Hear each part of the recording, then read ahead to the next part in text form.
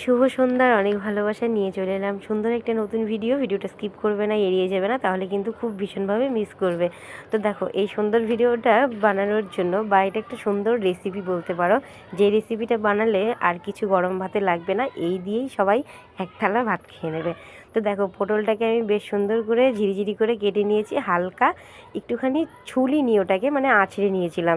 ওটাকে বেশ ঝিরি করে কেটে নিয়ে তারপরে দুটো পেঁয়াজ কেটে নিয়েছি, দুটো রসুন ছুলে নিয়েছি, আর লঙ্কাগুলোর মাঝখান থেকে শুধু ফাটিয়ে নিয়েছিলাম। তো ভিডিওটা আশা করি তোমাদের সবার ভালো লাগবে। আর এত সুন্দর সহজ পদ্ধতিতে এটা হয়ে যায় খুব তাড়াতাড়ি বা খুব দ্রুত তাড়াতাড়ি, মানে এর থেকে তাড়াতাড়ি রান্না আর কিছু নেই, যেটা একদম সুস্বাদু আর খেলে সবার মুখে লেগে থাকবে একদম।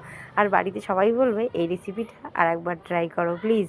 তো দেখো, আমি বেশ সুন্দর করে হালকা করে ভেজে নিচ্ছিলাম। প্রথমে দিয়ে দিয়েছিলাম পেঁয়াজটা একটু হালকা নাড়াচাড়া করার পরে তারপরে রসুন আর পটলটা যে ছিল ওটাও দিয়ে দিয়েছি। দেওয়ার পরে সবার লাস্টে একটু কালো জিরা দিয়েছিলাম, আর সবগুলো একটু সাইড করে নিয়ে কালো জিরাটাকে দিয়েছিলাম।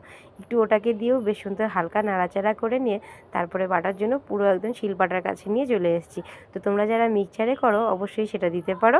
আর শিলপাটার মধ্যে এই বাটাটা বাটলে অসাধারণ খেতে লাগে। আর গরম ভাতে সত্যি বলছি এতটা টেস্ট হয়েছে, বিশ্বাস করবে না যদি নিজে না খাও। টাটা।